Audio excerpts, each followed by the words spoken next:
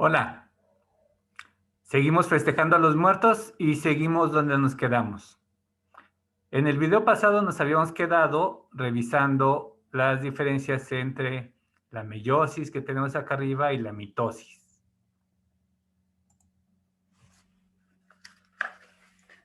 Habíamos visto entonces eh, que en la mitosis y en la meiosis partimos de células diploides, en este caso con 2 cromosomas cada una, por eso son diploides, es decir, su número 2n es 2.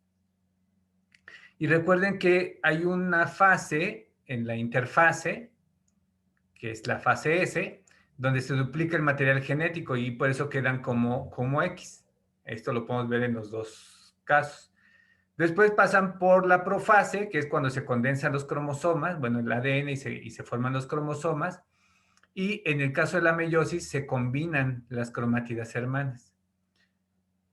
Después viene la metafase, en las dos fases, donde se alinean los cromosomas en el ecuador de la célula, y la anafase, donde el uso acromático separa las cromátidas hermanas. Y después viene una división celular que se le llama telofase, y la citoquinesis cuando separa las dos células. En el caso de la meiosis, sigue, bueno, primero vamos a acabar con la mitosis. En la mitosis nos quedan entonces dos células hijas con la misma cantidad de cromosomas que tienen la célula mamá. Esta era diploide y las células hijas son diploides. En el caso de la meiosis, cada una de las células hijas continúa con una segunda división celular, sin pasar por la duplicación de ADN. Por lo tanto, cuando se separan esas dos células, quedan con la mitad de la información genética, o sea, con la mitad de los cromosomas que tenían originalmente. Entonces, aquí quedan con un número haploide, es decir, con un cromosoma en este caso, pero tenemos 4 células en la meiosis con células hijas haploides, y en la mitosis tenemos 2 células con células hijas diploides, igual que la célula madre. Bueno, esta es una animación de broma y está bonita, por eso se las puse, aunque tiene algunos errores, sobre todo aquí 46, aquí no serían 23. En esta primera división tendrían la misma cantidad de cromosomas que la célula madre. Bueno, pero es un error que vamos a corregir más adelante, solo se los puse porque están simpáticos. Bien, podemos resumir entonces las diferencias entre mitosis y meiosis con esta tabla que les voy a pedir que copien y que estudien. Entonces, en la mitosis, como vimos, ocurre una división celular, solamente se divide una vez la célula. En la meiosis ocurren 2 divisiones consecutivas y por eso nos quedan con menos cromosomas las células hijas. Como aquí las dividimos una vez, nos quedan 2 células hijas, y como aquí se dividen, hay 2 divisiones, primero se dividen 2 células hijas y esas 2 en otras 2 y nos quedan 4 células hijas. La carga genética de esas células hijas es diploide en la mitosis, igual que como era la madre, y haploide en la meiosis, con la mitad de la información. ¿Qué células realizan la mitosis? Pues realizan las células somáticas, que quiere decir, ya lo habíamos dicho, las células del cuerpo. En general, las del hígado, las del músculo, las del piel, las del cerebro, etcétera, etcétera, etcétera. Y la meiosis la realizan las células sexuales, las ovogonias, que serían como la mamá de los óvulos, y las espermatogonias, que son las mamás de los espermatozoides. ¿Qué pasa cuando las células hacen mitosis o cuando los organismos hacen mitosis? Pues en organismos como nosotros lo que pasa es que crecemos, como decíamos, eso es lo que pasa desde que somos una célula huevo, y vamos creciendo, nos vamos desarrollando gracias a la mitosis. También podemos reemplazar, por ejemplo, cuando cicatrizamos una herida, reemplazamos las células que mueren, y las células de la piel que se reponen entre 20 y 30 días, se reponen todas las células de tu piel. Así que si acaricias hoy a tu pareja, en un mes ya no es la misma pareja, y es otra, al menos con otras células. Y si algunos organismos, como una amiba, que es un organismo de una sola célula, realiza mitosis, pues ahora tenemos dos células y eso es un tipo de reproducción asexual.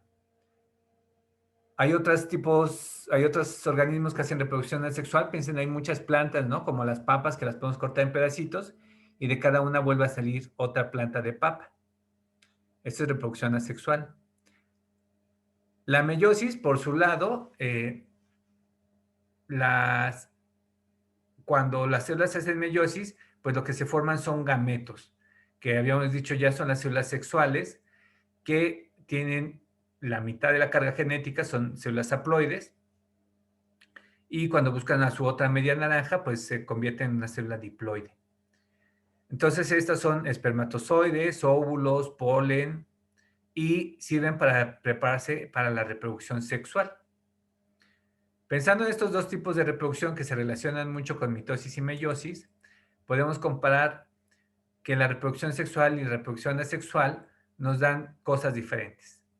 La reproducción sexual nos da variabilidad. Vimos que desde la primera profase de la meiosis, ya los cromosomas no son iguales y esto hace que no seamos iguales, que cada persona que nos reproducimos de forma sexual no sea igual a otra. Ninguno de ustedes es tampoco igual a sus papás ni a sus mamás, a menos que tengan un gemelo, pero esa es otra historia. La reproducción asexual entonces nos va a dar clones, que en cierto momento pues puede ser una ventaja, pero si las condiciones del medio ambiente cambian, pues todos morirían. Piensen que este señor, por ejemplo, es propenso a morir por coronavirus y si le da coronavirus, pues todos se mueren. En cambio, en un grupo como estos, si este es propenso a morir por coronavirus, tal vez todos los demás o un grupo de los demás se pueda salvar, pero tenemos variabilidad. Por eso la variabilidad es importante. En ese sentido, la reproducción sexual es una ventaja. No es una ventaja porque la reproducción sexual necesita de parejas. Este organismo que estamos viendo aquí era conocido como el viejo George, una tortuga de las Galápagos, cuya especie prácticamente se extinguió. Era el último individuo de su especie. Lo trataron de reproducir con otras especies, pero por definición no se puede reproducir. Nunca lo lograron. Y era un solitario. No tuvo una hembra con que reproducirse. Y pues este solitario George, cuando se murió su especie. En cambio, hay otras especies, como las plantas que mencionamos, y esta que estamos viendo aquí, que es una planaria, capaces de dividirse y de reproducirse de forma sexual, ya sea por gemación o otras opciones que tenemos. Bien, estos son unos ejercicios que vamos a hacer, así es que son esquemas donde representamos la mitosis o la meiosis. Espero que ya nada más con ver el esquema puedan identificar qué tipo de división celular estamos representando. Si no lo saben, estamos representando la mitosis. ¿Cómo lo sé? Porque me da dos células hijas, hay una división celular y las células hijas tienen el mismo número de cromosomas que la célula mamá. Entonces, si partimos de que el número N, acuérdense, es haploide, es de 23, que es el caso de los humanos, empezamos con una célula diploide que tendría que ser de 46. ¿Hasta aquí me siguen? Después esa célula diploide, acuérdense que va a pasar por el proceso de la duplicación de ADN en la interfase, esto sería la interfase, y se duplica esta información genética, de 46 tendría 92 cromosomas o algo parecido a 92 cromosomas, de manera que cuando divido esa célula, pues me quedan dos células hijas iguales a la original. Si yo quisiera seguir con meiosis, aquí tenemos a la meiosis. Es lo mismo, nada más que hay una segunda división sin que hayan pasado por este proceso de interfase. Por lo tanto, ahora este 46, si yo lo divido en dos células, me quedan células de 23. Es decir, células con carga genética haploide. 23 en este caso. Recuerden esto, insisto, porque vamos a hacer ejercicios. Y este va a ser particularmente importante cuando veamos las clases de genética mendeliana, que son las que siguen la siguiente semana. Ahora estoy representando los cromosomas ya no con números, sino con letras. Entonces, acuérdense, somos organismos diploides, tengo dos cromosomas iguales, dos cromosomas iguales, dos cromosomas iguales, pero mi número haploide es 3, porque tendría 1, 2, 3 cromosomas diferentes. Después de que pasa por la interfase, se duplican cada uno de estos cromosomas y aquí tendría un N4, que sería 12, 12 cromosomas. 4, 4 y 4 me da 12. Y de forma que si las divido, me van a dar otra vez 6 cromosomas en cada célula hija, igual que como era la mamá. Esto es mitosis. Acuérdense, aquí lo que estoy generando son células clones. Pero con la meiosis habría una segunda división en la que lo que primero voy a hacer es alinear estas células, acuérdense, en el ecuador de la célula, y una va para un lado, un cromosoma va para un lado, otro va para el otro lado. Un cromosoma va para un lado y el otro para el otro lado, uno para otro y el otro para el otro. De forma que nos quedan células, fíjense que tienen toda la información genética, A, B y C, pero no están por duplicado. Entonces, este es un número haploide, que es 3N, cuando partimos de una célula diploide, 2N, que tenía 6 cromosomas. Ahora lo estamos representando con letras, como lo vamos a representar en genética mendeliana la siguiente semana. Bueno, entonces vimos cómo se relaciona la reproducción sexual y asexual con los procesos de mitosis y meiosis. Cuando nosotros producimos nuestras células sexuales, espermatozoides u óvulos, recuerden, lo que hacemos es formar gametos por medio de la meiosis. Y recuerden que en nuestro último cromosoma, el par número 23, es el cromosoma sexual. Si es mujer, los dos cromosomas se parecen mucho, son XX, y si es hombre, es un cromosoma X y uno muy pequeñito que le llaman Y. Por eso los hombres son XY. De manera que todos los gametos de las mujeres van a tener solamente el cromosoma X. Bueno, tienen todos los otros 22, pero de los cromosomas sexuales solo tienen el X. En el caso de los hombres, sus gametos van a tener todos sus cromosomas, pero el cromosoma sexual solamente o va a ser el X o va a ser el Y. De manera que vean cómo aquí, si este espermatozoide fecunda a este óvulo, o a cualquiera de sus muchos otros hermanitos, va a dar una hembra. Y si este espermatozoide fecunda a este óvulo, me va a dar un macho. El que decide el sexo a final de cuentas va a ser los espermatozoides del hombre. Por mucho tiempo se juzgó a las mujeres, sobre todo en la Edad Media, porque no tenían hombres, ¿no? Si querían hombres, y le echaban la culpa a las pobres mujeres, cuando no sabían que en realidad los que decidían el sexo eran los hombres. No lo deciden conscientemente, por supuesto, pero está determinado por qué espermatozoide va a ser el que fecunde al óvulo. Bueno, esta imagen que está aquí es un meme. Habíamos dicho, esto es una mujer, XX, XY es un hombre, y todos los demás, pues son chistes que me encontré ahí en un meme, ¿no? Como este que es el ególatra, la ninfómana, el alcohólico, etcétera, etcétera. Puras tonterías, se los puse solamente para amenizar, pero la verdad es que sí hay anomalías cromosómicas y pasan cosas extrañas, y a esas les llamamos síndromes. Tenemos, por ejemplo, el síndrome de Turner, el síndrome de Klinefelter. El síndrome de Turner es cuando en lugar de tener XX o XY, solamente tienen X. Ahorita los vamos a hablar. El síndrome de Klinefelter es XXY. Hay hembras que se les llaman triple X. Hay trisomía 21, que esta seguramente la han oído hablar, la conocen. Hay uno muy interesante que se llama Clear. Aquí no falta un cromosoma, solo falta un cachito, ahorita lo vamos a ver, y hay varios. ¿Qué es lo que pasa aquí? Puede ocurrir errores en los que las cromátidas hermanas durante la anafase no se separan, como estas dos que se niegan a separarse. Entonces, si dos cromátidas se van hacia un solo lado, nos cambia el número de cromosomas de las células hijas. Estamos viendo dos grupos de células que hicieron meiosis, este azul y este verde.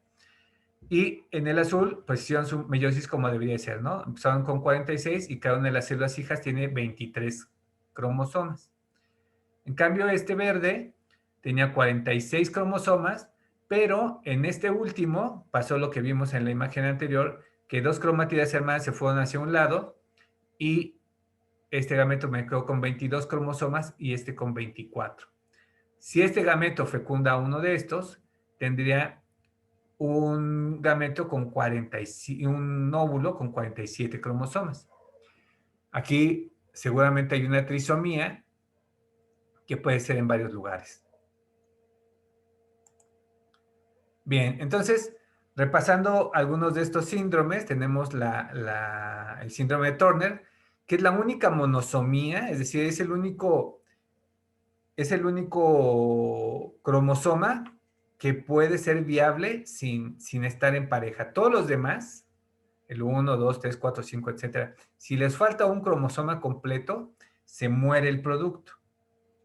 Entonces, el síndrome de Turner es el único caso que puede ser viable. Y bueno, no es de a gratis.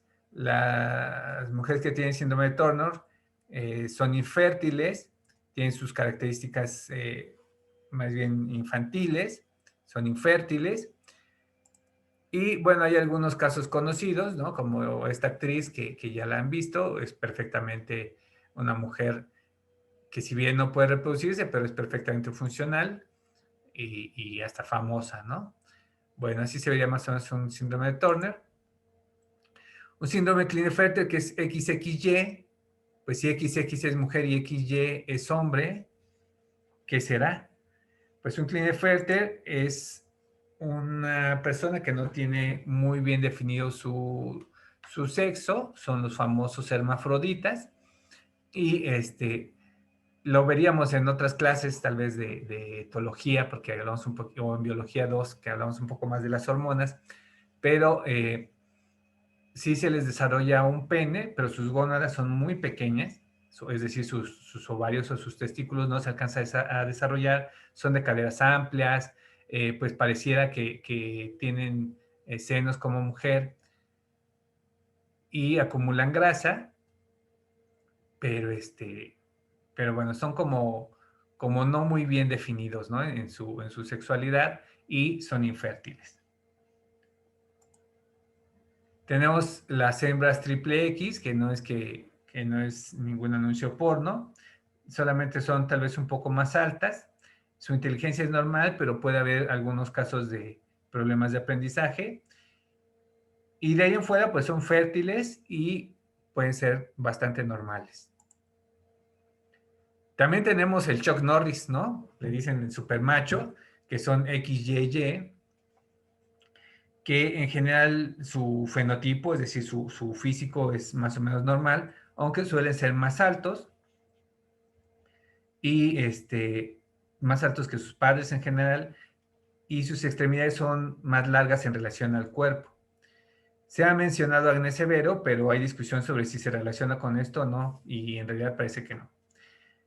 Son fértiles, es decir, pueden tener hijos y puede haber problemas de aprendizaje y algún tipo de retraso, sobre todo desarrollo en el lenguaje.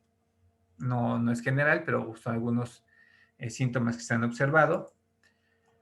Les decía yo, no es que falte un cromosoma, sino que simplemente uno de ellos perdió un fragmento de él, se llama de lesión, se pierde un fragmento de cromosoma, y esto ocurre en el cromosoma, ahí no lo tengo aquí, no recuerdo qué cromosoma, pues aquí lo tenemos, es el cromosoma 5, ¿no? Se llama cri du chat, que quiere decir en francés, debe decir cri du chat, es algo así como maullido de gato, y en otros momentos históricos les pongo cómo suena, pero sí, los bebés tienen un chillido muy agudo. Esto se quita con el tiempo cuando crecen. Tienen un ligero retraso mental, tienen malformaciones gastrointestinales, cardiopatía congénita, es decir, están enfermos del corazón, microcefalia, tienen pequeño su cerebro, etcétera. Pero pues son viables. Y esta es tal vez una de las más famosas, la trisomía 21, conocido como síndrome de Down. Y bueno, no todas, más bien todas las personas con síndrome de Down son diferentes, igual que el resto de la población, somos diferentes. Eh, los problemas intelectuales de este grupo de personas, pues pueden ir desde leves, moderados a graves.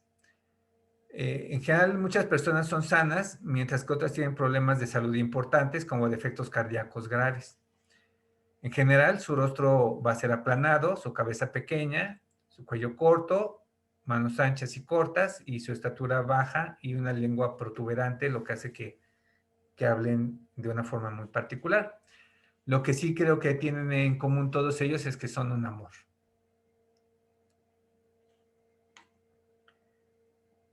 Y que bueno, esto es importante resaltar, a final de cuentas, algo que tienen en común todos y todos estos síndromes es que no dejan de ser personas con todos sus derechos y con todos sus sentimientos.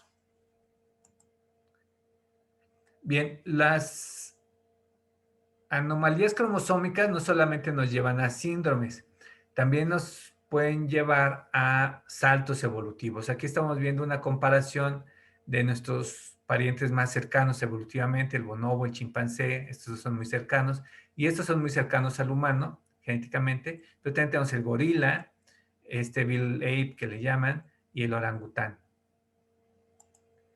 Y lo que estamos viendo aquí es la comparación de los cromosomas de cada una de las especies. Tenemos humano, eh, chimpancé, gorila y orangután. Humano, chimpancé, gorila y orangután en el cromosoma 1, humano, chimpancé, gorila y orangután, humano, chimpancé, gorila y orangután, etcétera, etcétera. Si se dan cuenta, las diferencias no son tan grandes en general. Hay algunas en las que es un poco más marcada, pero una diferencia que es muy evidente es que en las otras especies, como el chimpancé, el gorila y el orangután, lo que es nuestro cromosoma 2 está dividido en ellos y en el nuestro se fusionó. Entonces, algunas anomalías cromosómicas pueden ser un salto evolutivo. Si son viables, puede ser que también te mueras y que, como habíamos dicho, que no funcione esa anomalía y que el resultado sea la muerte, que es lo más probable y en algunos casos extraños pueden ocurrir estos fenómenos que nos lleven a que se puedan seguir reproduciendo. El caso contrario, por ejemplo, es de los burros o burras que tienen 62 cromosomas y los caballos y las yeguas que tienen 64 cromosomas. Cuando se reproducen, por ejemplo, una yegua con un burro, nos da las famosas mulas, que además de caracterizarse por tercas, también se caracteriza porque son infértiles, porque tienen 63 cromosomas. Entonces, pues no podrían reproducirse con ninguna otra de las dos especies. Si ocurriese algo así, no hay un producto que sea viable y eso lo platicamos un poquito más en evolución. Bien, hasta aquí es todo por esta sesión. Espero que les llame la atención algunos de los detalles. No podemos verlos todos, pero espero dejarles inquietudes y que pronto podamos seguir trabajando. Cuídense mucho y hagan sus evaluaciones.